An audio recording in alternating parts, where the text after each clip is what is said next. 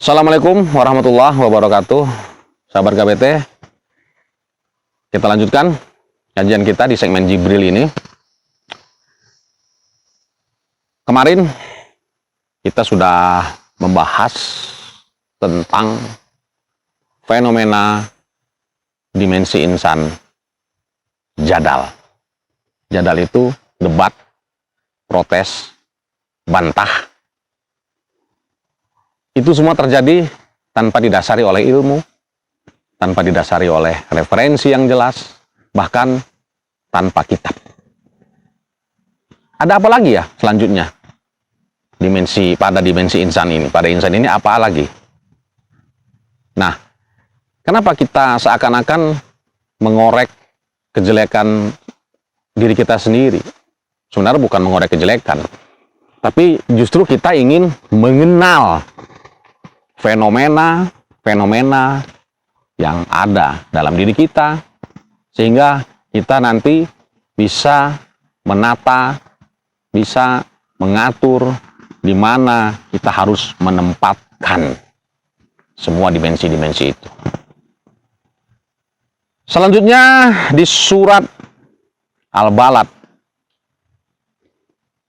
ayat 4 Allah mengatakan, Bismillahirrahmanirrahim. Laqad khalaqnal insana fi kabad. Sesungguhnya manusia itu kami ciptakan fi kabat, dalam keadaan kabat. Nah, kabat ini apa ya? Kalau diterjemah diartikan susah payah. Manusia itu berada dalam keadaan susah payah. Saya kurang sependapat dengan penafsiran ini, dengan penerjemahan ini. Kalau manusia diciptakan dengan dalam keadaan susah payah, berarti seolah-olah Allah memang membuat manusia itu susah. Jadi seolah-olah Allah lah yang membuat manusia itu hidupnya susah. Padahal dalam ayat yang lain Allah mengatakan, Ma anzalna ilaikal Qur'an litasqa. Aku tidak menurunkan Quran ini untuk kalian itu menjadi susah. Artinya Allah tidak pernah membuat kita menjadi makhluk yang susah. Kata kabat dalam Al-Quran ini cuma ada satu kali. Ya, cuma ada satu-satunya di ayat ini saja. Maka mau tidak mau kita harus meninjaunya secara sunnah. Karena penafsir Quran yang terbaik itu adalah Rasulullah Muhammad Sallallahu Alaihi Wasallam. Bagaimana kejadian ayat ini secara sunnah? Secara tartibun nuzul ini ayatnya ayat Mekah. Ya, ayat Mekah. Nama suratnya Al-Balad. Balad itu artinya tempat, baldah, atau rumah, atau negeri. Secara sunnah, Rasulullah dan kawan-kawan saat itu memang boleh dikatakan dalam menjalankan tugas kerasulannya itu dalam keadaan prihatin, serba kekurangan, serba keterbatasan. Tempat untuk melaksanakan majelis ta'lim saja itu nggak punya, dan diintimidasi dari kanan dan kiri. Nah, makanya ayat ini dimulai dengan kata la. Nah, jadi Allah ingin mengkonter, ya, Allah ingin mengkonter keadaan, ya, atau kondisi atau perasaan yang dialami oleh Rasul dan kawan-kawan.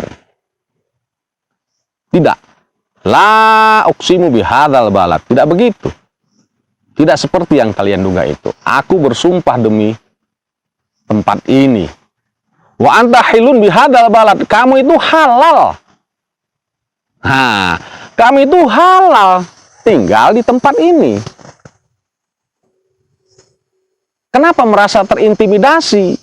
Bumi ini adalah milikku, kata Allah. Kamu pantas tinggal di situ.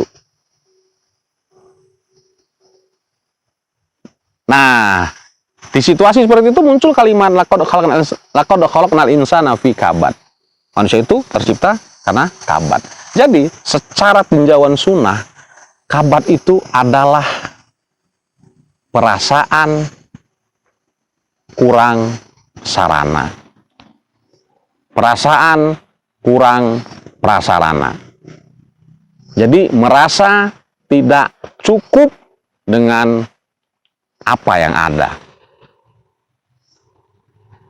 Kurang ini, kurang itu, dan akhirnya sampai kapanpun terus manusia terus aja kurang. Udah dapat yang dikurang, udah dapat apa yang dianggapnya kurang, masih kurang lagi. Udah dapat, masih kurang lagi. Udah dapat, ternyata masih kurang terus, nggak ada berhentinya. Itulah kabad itu, sahabat-sahabat. Fenomena ini ada pada diri kita. Makanya Allah sudah memberikan sarana dan prasarana yang cukup untuk kita. Jangan ada, jangan munculkan, jangan dominankan fenomena dimensi ini. Karena akan berdampak membuat hidup kita tidak akan pernah bahagia. Merasa cukup itu lebih berharga daripada merasa kurang. Ya. Apa yang ada di depan kita, cukupkanlah. Apa yang tidak ada, jangan dianggap kurang. Demikian, Assalamualaikum warahmatullahi wabarakatuh.